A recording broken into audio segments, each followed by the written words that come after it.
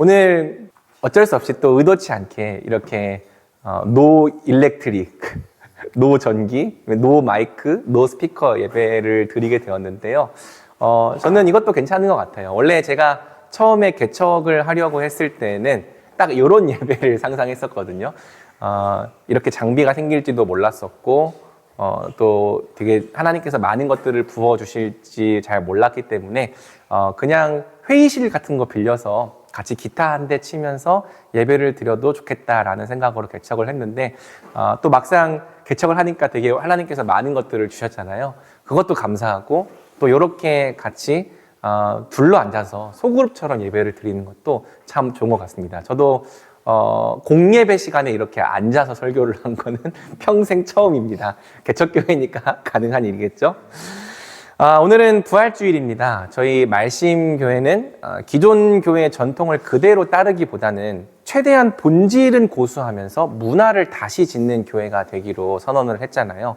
그럼에도 불구하고 교회가 이제까지 지켜온 전통들 중에서 좋은 것들은 계승하고 발전을 시켜볼 생각이에요. 우리는 선배들의 믿음의 유산 위에 서 있는 것이지 절대 혼자만의 힘으로 여기에 있는 것이 아니니까요. 계승하고 발전시키려는 좋은 전통 중 하나는 절기에 관한 전통입니다. 지나치게 형식화된 절기 문화가 문제인 것이지 본래 교회가 절기를 지켜왔던 것에는 좋은 의도가 있었기 때문이죠. 우리가 매년 반복적으로 절기를 지키는 이유는 구원에 관한 진리들, 특별히 우리의 구원에 관한 중요한 진리들을 다시 기억하고 되새기기 위해서입니다. 십자가, 부활, 성탄, 재림 등 중요한 진리들을 우리가 잊고 살 때가 많잖아요. 그런데 이런 절기들을 통해서라도 다시 그러한 것들을 기억하기에 힘쓰는 거죠. 그래서 저는 그렇게 생각을 합니다. 참된 절기는 행사가 중심이 되기보다는 항상 우리 주 예수 그리스도의 복음이 중심이 되어야 한다.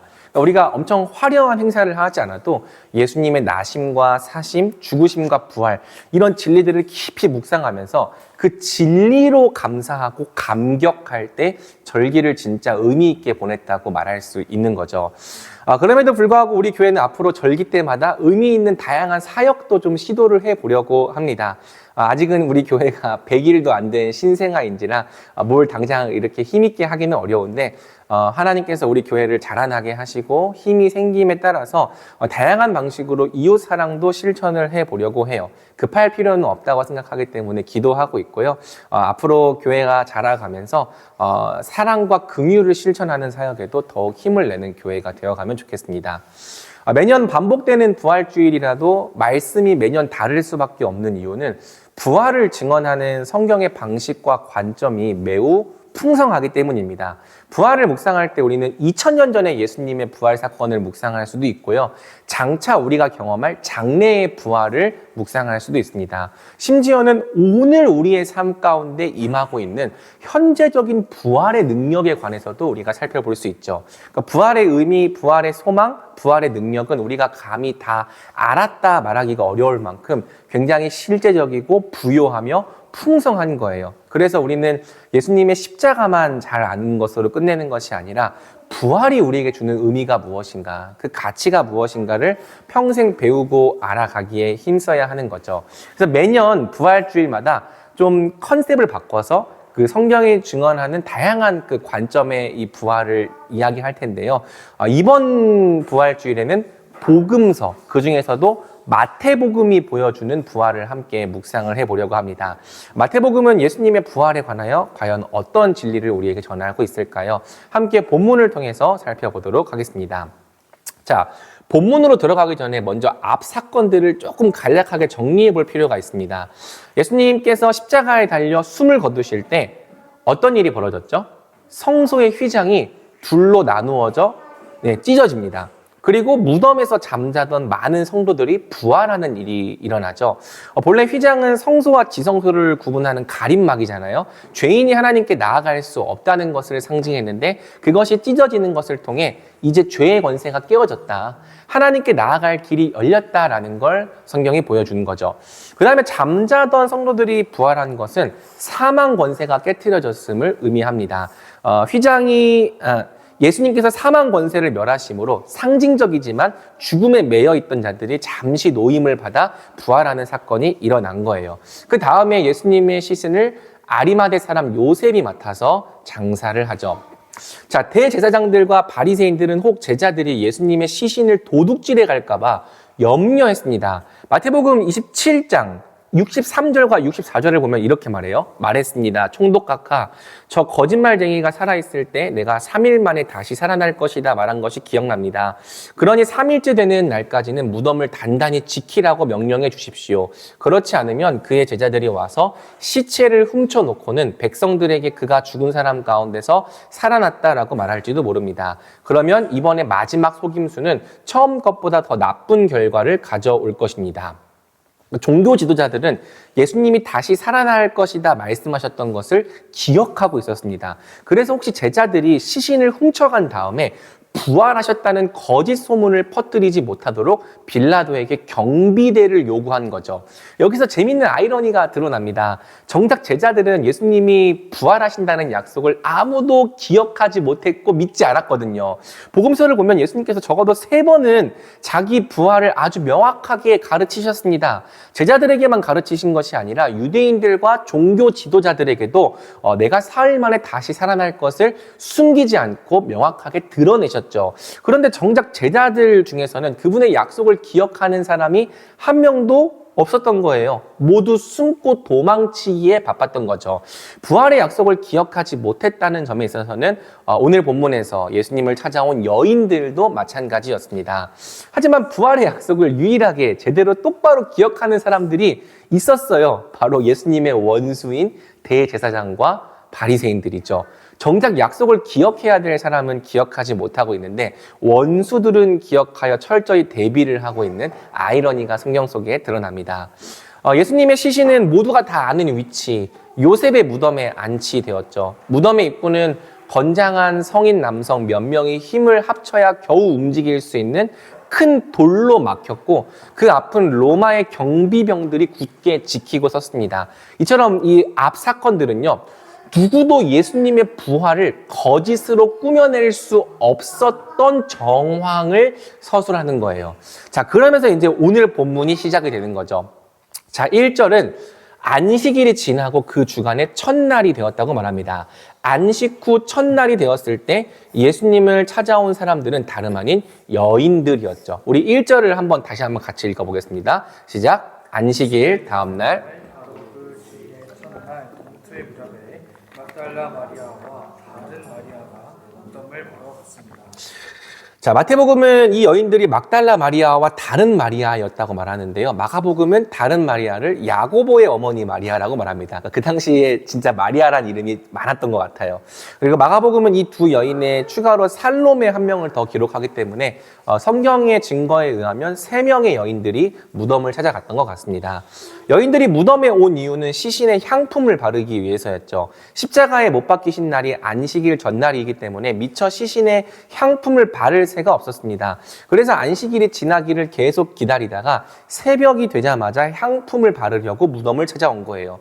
여인들은 무덤으로 오면서 누가 우리를 위해 무덤 앞에 돌을 굴려줄까 걱정했죠. 왜? 여인들의 힘으로는 돌을 치울 수가 없으니까요. 하지만 막상 무덤에 와봤더니 돌은 치워져 있고 그 돌 위에 주의 천사가 앉아 있는 것입니다. 2절이죠. 그런데 갑자기 큰 지진이 일어나더니 주의 천사가 하늘에서 내려와 돌을 굴려내고 그 돌 위에 앉았습니다. 오늘날에 우리는 천사를 되게 착하고 아름다운 이미지로 상상을 하잖아요. 그게 이제 그 그리스 로마 신화의 큐피드 같은 이미지가 잘못 적용돼서 그렇다고 하는데요. 새근새근 잘 자는 아이들을 보면서 얼굴이 참 천사 같다, 그렇게 말을 하죠.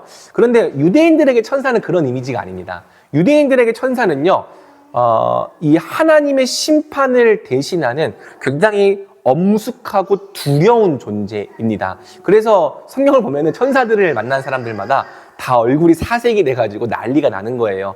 아니나 다를까 천사의 등장으로 무덤 입구가 초토화되었다고 성경은 말하죠. 3절과 4절입니다. 그 천사의 모습은 번개와 같았고 옷은 눈처럼 휘었습니다. 경비병들은 그 천사를 보고 두려워 떨면서 마치 죽은 사람들처럼 되었습니다. 모습이 번개 같았다. 그러니까 온몸에서 막 광채가 막 이렇게 비치는데 도저히 쳐다볼 수 없었다라는 뜻인 것 같고요. 그 옷이 눈같이 휘었다라는 말도 역시 굉장히 휘고 빛나는 형상이었다라는 걸로 이해를 할 수 있죠. 이런 천사가 나타나니까요, 무덤 앞을 지키고 있던 경비병들이 크게 무서워하며 떨며 죽은 사람같이 된 거예요. 마치 사람이 호랑이 앞에 던져지면 본능적으로 꼼짝도 못하게 되는 것처럼 무시무시한 천사의 존재 앞에서 완전히 경비병들이 얼어붙은 거죠. 무서워하기는 여인들도 마찬가지였습니다. 그러므로 천사가 여인들을 안심시키며 이렇게 말하는 거예요. 우리 5절과 6절 오늘 본문의 핵심이기 때문에 다시 한번 같이 우리 한 목소리로 읽어보겠습니다. 시작. 그 천사가 여자들에게 말했습니다. 두려워하지 말라. 너희가 십자가에 못 박히신 예수를 찾고 있는 것을 안다. 예수께서는 여기 계시지 않고 말씀하신 대로 살아나셨다. 여기 와서 예수께서 누워 계셨던 자리를 보라. 아멘. 천사는 말합니다. 너희가 십자가에서 못 박히신 예수를 찾고 있는 것을 안다. 그런데 그 예수는 여기 계시지 않고 말씀하신 대로 살아나셨다. 부활은요, 우발적인 사건이 아니었습니다. 예수님은 내가 부활하겠다 말씀하셨고 그 말씀대로 살아나신 거예요.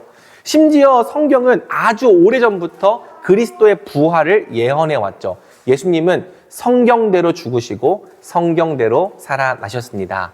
약속대로 죽으셨고 약속대로 살아나셨지만 우리의 눈이 가리워져 있고 믿음이 없기 때문에 보지 못하고 믿지 못할 뿐이죠. 그렇기 때문에 천사가 말해요. 여인들에게 여기 와서 예수께서 누워 계셨던 자리를 보라 말하는 거죠.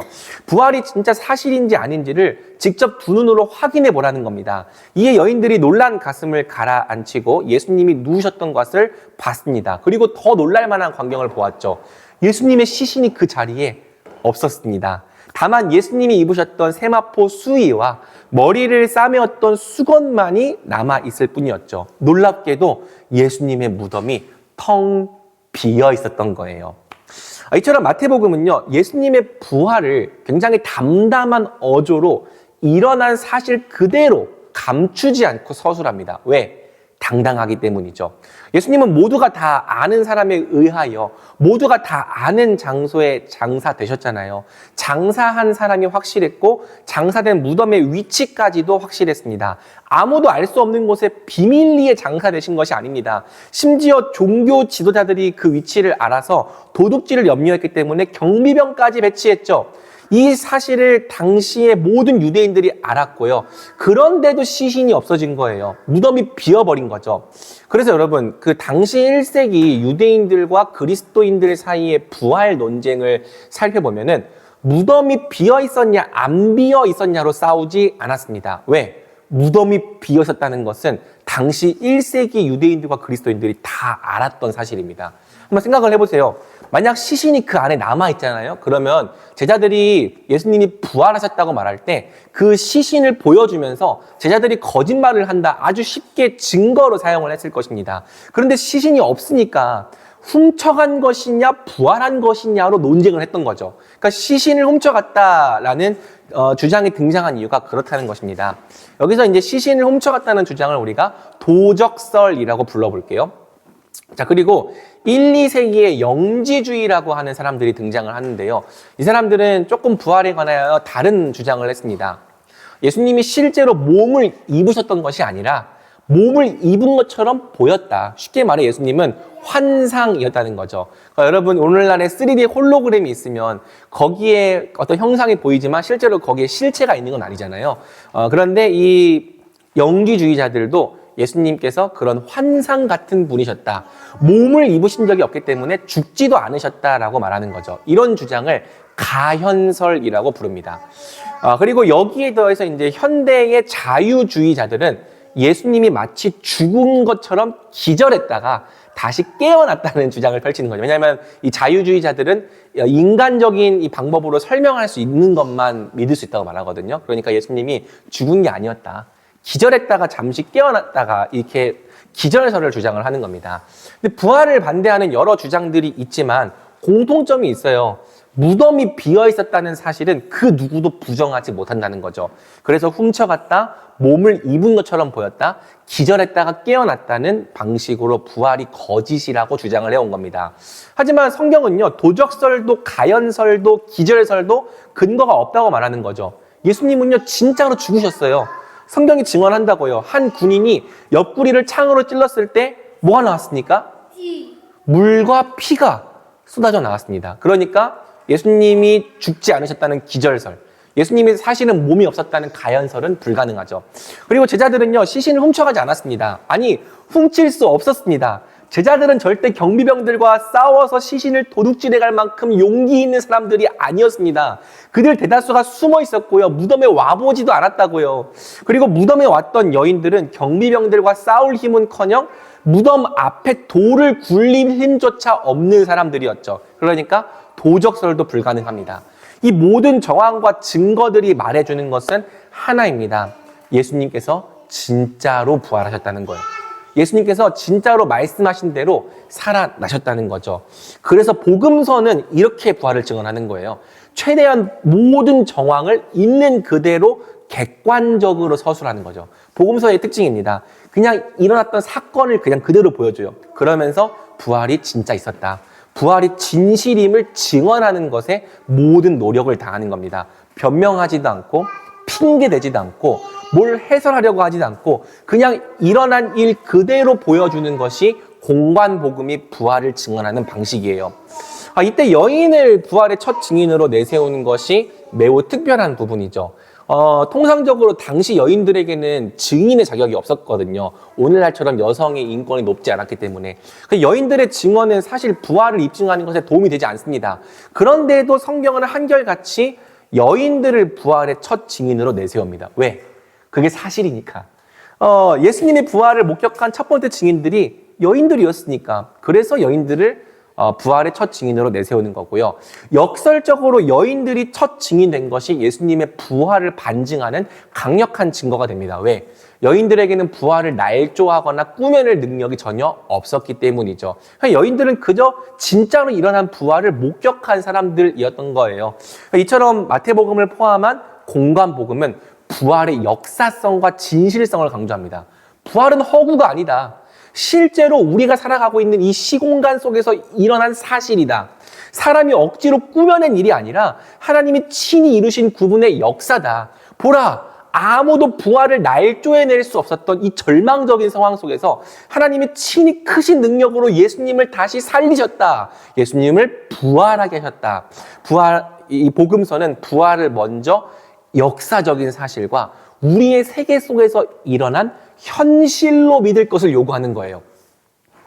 재미있는 것은 이런 부활의 역사성에 대한 강조가 단지 복음서만의 특징은 아니라는 사실입니다. 도리어 이것이 신약 성경 전반에 펼쳐져 있는 강조점이죠. 그러니까 우리는요, 부활이 어떤 의미냐, 부활의 의의가 뭐냐, 이런 거에 관심이 많잖아요. 그런데 이 성경은요, 일단은 부활이 사실이었다는 걸 증언하는 것에 굉장히 많은 노력을 기울입니다. 사도행전을 보면 사도들의 중점적인 가르침이 부활의 진실성, 예수님이 진짜로 부활하셨다였음을 알 수 있어요. 사도행전 2장 32절을 제가 읽어드리겠습니다. 이 예수를 하나님께서 살리셨습니다. 이 일에 대해 우리 모두가 증인들입니다. 우리가 증인이다. 예수님 진짜 살아나셨다. 바울도 고린도전서에서 이 부활의 역사성을 강조합니다. 제가 15장 3절에서 8절 한번 읽어봐 드릴게요. 내가 전해받은 가장 중요한 것을 여러분에게 전했습니다. 그것은 그리스도께서 성경 말씀대로 우리 죄를 위해 죽으시고 장사되셨다가 성경 말씀대로 3일째 되던 날 다시 살리심을 받아 게바에게 나타나시고 그 다음으로 12제자에게 그 후 500명이 넘는 형제들에게 동시에 나타나셨으니 그 가운데 대부분이 지금도 살아있고 어떤 사람들은 잠들었습니다. 그 후에 야고보에게 나타나셨고 그 다음으로 모든 사도들에게 마지막으로 달이 차지 못한 채 태어난 사람과 같은 내게도 나타나셨습니다. 그러니까 바울이 말하는 게 뭐예요? 성경대로 예수님이 죽으셨다가 성경대로 예수님이 살아나셨다. 그 부활을 정말 많은 사람들이 봤다. 게바가 봤고 12제자가 봤다. 심지어 500여 형제가 동시에 봤다. 그들 중 대다수가 여전히 살아있고 야고보도 봤고 맨 나중에 만삭되어 만삭되지 못하여 난 자 같은 나도 그분의 부활을 보았다. 그러니까 이처럼 복음서뿐 아니라 신약 성경 전체가 부활의 역사성과 진실성을 증언하는데 많은 지면을 할애한다는 거죠. 그래서 여러분 물어봐야 되는 거예요. 왜 성경은 먼저 부활이 사실임을 증언하는데 이렇게 많은 노력을 기울이는가? 그게 그렇게까지 중요한 일인가? 예, 중요한 일입니다. 그냥 중요한 정도가 아니라 우리 기독교 전체와 신앙의 근간을 흔들 만큼 중요한 문제입니다. 만약 부활이 사실이 아니라면, 만약 부활이 그저 어떤 신화나 상징에 불과하다면 우리는 절대로 기독교를 믿을 이유가 없거든요. 한번 바울의 말을 좀 들어보겠습니다. 고린도전서 15장에서 바울이 이렇게 말해요. 만일 그리스도께서 살리심을 받지 못했다면 우리가 전파하는 것도 헛되고 여러분의 믿음도 헛되며 여러분은 여전히 자신의 죄 가운데 있고 그리스도 안에서 잠든 사람들도 멸망했을 것입니다. 부활이 사실이 아니라면 어떤 일이 벌어지냐면 만약 신앙생활이 그저 마음의 평안을 얻기 위해서 아니면 영적인 만족을 얻기 위해서 하는 일이라고 생각을 해보세요. 그러면 대체 우리가 이 땅에서 예수님과 함께 고난받을 이유가 뭐냐는 거예요. 예수님과 함께 참고 인내할 필요가 뭐냐는 거죠. 복음은 물론 우리가 현세에서 누리는 복에 대해서도 풍성히 말하지만 그럼에도 불구하고 언제나 그 초점과 핵심은 내세에 있거든요. 그리스도 안에서 장차 우리에게 주어질 영원한 하나님 나라, 그곳에서 우리가 입을 부활의 몸, 그리스도와 함께 영원히 왕노릇하게 살아갈 영생, 이것을 믿기 때문에 우리가 지금 이 세상에서는 조금 더 참고 절제할 수 있는 거거든요. 이것을 믿기 때문에 우리가 살아가면서 많은 상실의 아픔을 경험하지만 장차 우리에게 주어질 완전한 회복의 때를 소망할 수 있는 겁니다. 그런데 만약 부활이 사실이 아니라면 죄를 용서받는 일도 없고 죽은 자가 다시 살아나는 일도 없고 오직 이 세상만이 전부라면 내세의 소망을 걸고 참고 인내해 왔던 우리가 세상에서 제일 멍청한 사람들, 어리석은 사람들, 불쌍한 사람들이라고 성경은 말하는 거예요. 그리스도 안에서 먼저 죽었던 사람들은요, 다 망한 사람들이라는 것입니다. 부활이 사실이 아니라면 기독교는요, 애초에 존재할 이유가 없는 종교입니다. 마음의 평안을 얻기 원한다. 그러면 그냥 다른 종교에 가서 마음 수련을 해도 되는 거라고요. 그리고 어차피 이 세상이 전부라면, 죽으면 다 끝이라면 그냥 매일 먹고 마시며 즐기며 사는 것이 제일 현명한 일, 남는 일일 수 있는 거죠. 하지만 성경은 말합니다. 부활은 사실이다. 우리 주 예수 그리스도께서 말씀하신 대로 예수님은 성경대로 살아나셨다. 사랑하는 여러분, 부활이 사실이기 때문에 다른 모든 것도 사실입니다. 부활이 사실이기 때문에 우리 죄를 용서받는 것도 사실이고 지금 우리에게 이미 영생이 주어져 있는 것도 사실입니다. 몸이 다시 살 것이 사실이고 장차 예수님과 더불어 영원히 왕노릇할 것이 사실입니다. 우리는요, 그냥 마음의 평안, 위로, 영적인 만족 같은 것만 얻으려고 예수님을 따르는 게 아니에요. 물론 마음의 평안, 위로, 영적인 만족 중요하지만 그것만 가지고서는 우리의 목숨을 그분께 베팅할 이유가 없다는 거죠. 우리는요, 부활이 사실이기 때문에 예수님을 따르는 거예요. 이 세상이 끝이 아닌 걸 믿기 때문에, 장차 올 영원한 세상과 몸의 부활, 영원한 생명을 믿기 때문에 우리 인생을 그분께 맡기는 거죠. 여러분, 이런 이유로요, 부활을 그냥 신화다, 상징으로 생각하는 사람은 그저 종교처럼 이 예수님을 믿는 겁니다. 마음의 평안이나 위로를 찾을 뿐 그분을 절대로 따르지는 않는 거죠. 적당한 종교 생활이나 문화 생활로서만 예수님을 따르려 하는 거예요. 그것은 전혀 성경적인 기독교가 아니죠. 여러분, 결국 참된 그리스도인이란요, 예수님의 십자가와 부활을 이 세상의 진실과 현실로 믿는 사람입니다. 십자가와 부활을 객관적인 역사, 진짜 일어난 일이다. 그리고 나의 현실, 주관적인 현실로 믿고 그 진리에 자기 인생을 거는 사람들입니다. 오직 부활을 진짜 사실로 믿는 사람만 자기를 부인할 수 있어요. 부활을 진짜 사실로 믿는 사람만 자기 십자가를 지고 영원한 나라를 위하여 이 땅에서 고난받는 삶을 선택할 수 있다고요. 부활을 진짜 사실로 믿는가 믿지 않는가가 우리 신앙의 결정적인 차이를 만들어내는 겁니다. 그래서 성경은 많은 지면을 할애해서 먼저 부활이 실제로 일어난 역사적 사건임을 증언하는 일에 힘쓰는 거죠. 너희는 부활을 사실로 믿어야 된다. 이 부활이 그저 신화나 어떤 꾸며낸 이야기나 상상 속의 이야기나 상징이 아니라 진실과 현실임을 믿고 바로 이 부활에 너희 인생을 걸어야 된다라고 성경은 말하고 있는 것입니다. 여러분, 만약 부활을 사실로 믿지 않으면 어떤 일이 벌어지게 될까요? 여러분, 본문의 여인들을 보십시오. 이 여인들은요, 처음에 부활을 사실로 믿지는 못했습니다. 예수님을 사랑하긴 했어요. 심지어 그 사랑이 찐이었죠. 아니, 죽은 예수님께 의리를 지키기 위하여 향품을 바르러 왔다면 얼마나 예수님을 사랑했습니까? 그런데 부활을 사실로 믿지는 못했던 사람들이 이 본문 속 여인들이죠. 여인들은 살아계신 예수님이 아니라 죽어있는 예수님을 만나러 온 겁니다. 죽은 예수님께 향품을 바르러 온 거죠. 그러니까 예수님을 아무리 많이 사랑했을지라도 그들에게는 결정적으로 부활 신앙이 없었습니다. 그러니까 어때요? 소망이 없고 슬픔이 가득한 거죠. 이는 예수님을 뜨겁게 사랑하는 것과 부활을 믿는 것이 때로는 별개의 일일 수 있음을 가르쳐 주는 거예요. 여러분, 여인들뿐 아니라 부활을 믿지 못하는 제자들의 상태가 다 이와 같았습니다. 엠마오로 가는 두 제자는 어땠습니까? 십자가는 알지만 부활을 알지 못했던 두 제자의 얼굴은 슬픔이 가득했습니다. 좌절로 가득했어요. 절망과 탄식이 사라지질 않았습니다. 왜? 그들이 보기에 예수님은 십자가에서 죽고 끝났거든요.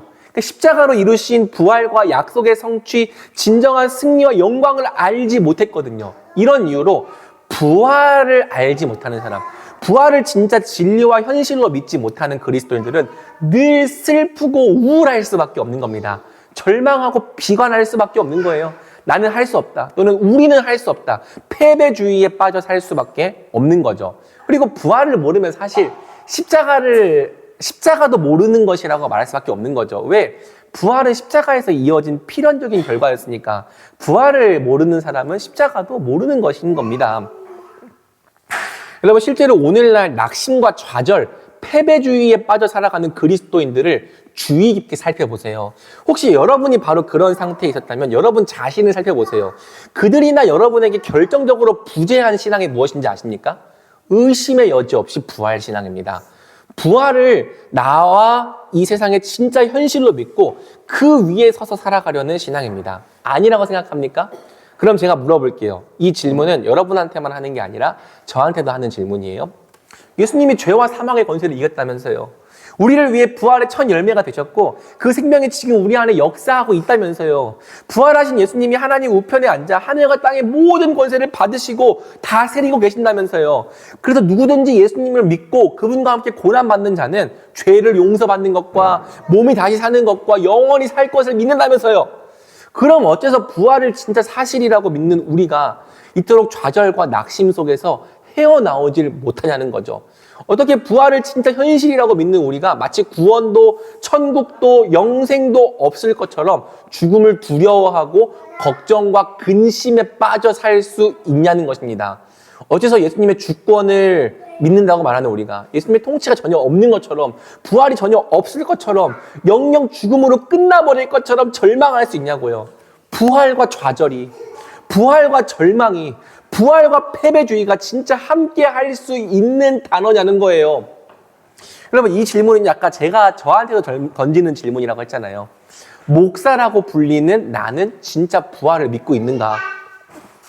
특히 이 질문을요, 개척을 하기 전에 진짜 많이 던졌습니다. 왜? 자꾸 개척이 죽음으로 끝나고 말 것처럼 보였거든요.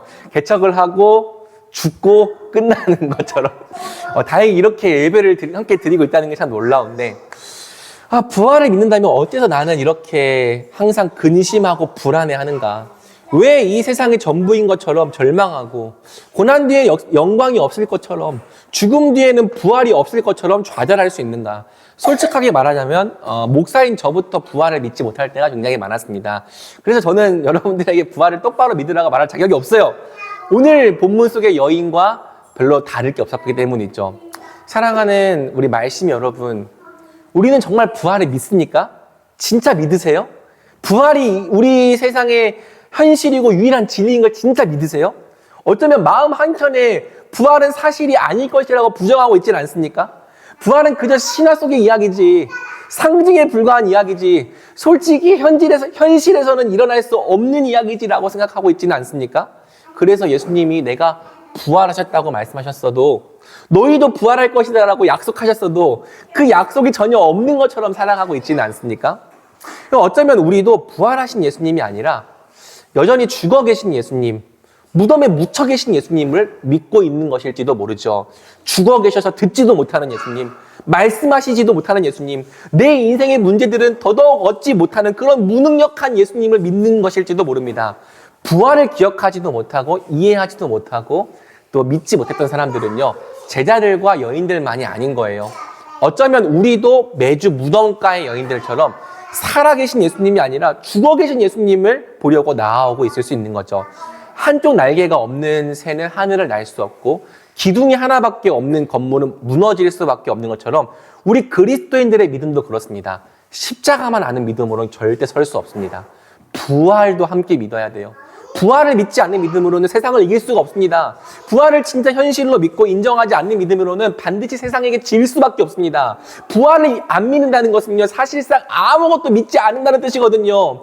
그래서 부활을 믿지 않는 믿음은요, 반드시 언젠가 무너지게 되어 있는 거예요. 부활하신 예수님이 아닌 죽어 계신 예수님을 찾아온 여인들에게 이제 천사가 나타나서 이렇게 복음을 전합니다. 우리 5절과 6절, 우리 아까도 읽었던 말씀이지만 다시 한번 우리가 함께 큰 목소리로 읽어보겠습니다. 시작. 그 천사가 여자들에게 말했습니다. 두려워하지 말라. 너희가 십자가에 못 박히신 예수를 찾고 있는 것을 안다. 예수께서는 여기 계시지 않고 말씀하신 대로 살아나셨다. 여기 와서 예수께서 누워 계셨던 자리를 보라. 십자가에 못 박히신 예수를 너희가 찾는 줄을 아노라. 하지만 그는 여기 무덤에 계시지 않는다. 그는 말씀하시던 대로 살아나셨다. 부활하셨다. 예수님은 그분이 말씀하셨던 대로 살아나셨습니다. 부활하셨습니다. 죄와 사망의 권세를 깨뜨리고 승리하셨습니다. 부활은 진짜입니다.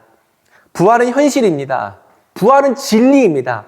모든 약속의 성취입니다.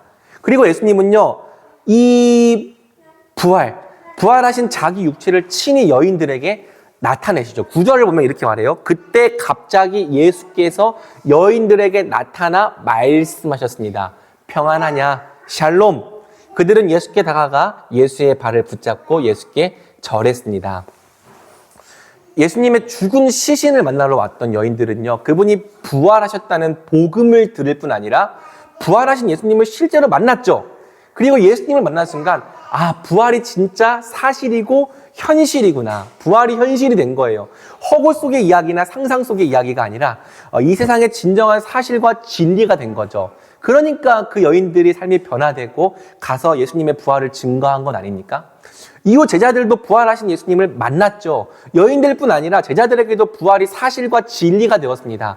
부활이 현실로 믿어지니까요, 그 순간부터 제자들은 더 이상 세상을 두려워하지 않을 수 있었던 거예요. 근심하지도 않았죠. 오히려 예수님이 이미 이루신 부활의 은혜를 날마다 믿고 누리며 기뻐했습니다.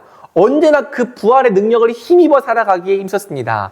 그리고 장차 예수님께서 주실 온전한 부활과 하나님 나라를 기대하며 이 땅에서 자기를 부인하고 예수님과 함께 고난받는 삶을 살았죠. 사랑하는 말씀 여러분, 바로 이거예요. 우리의 인생은 대체 언제 변화될 수 있는가? 우리가 어떻게 바뀔 수 있는가? 성경은 말합니다. 부활이 사실이 되면 너희 인생은 바뀐다.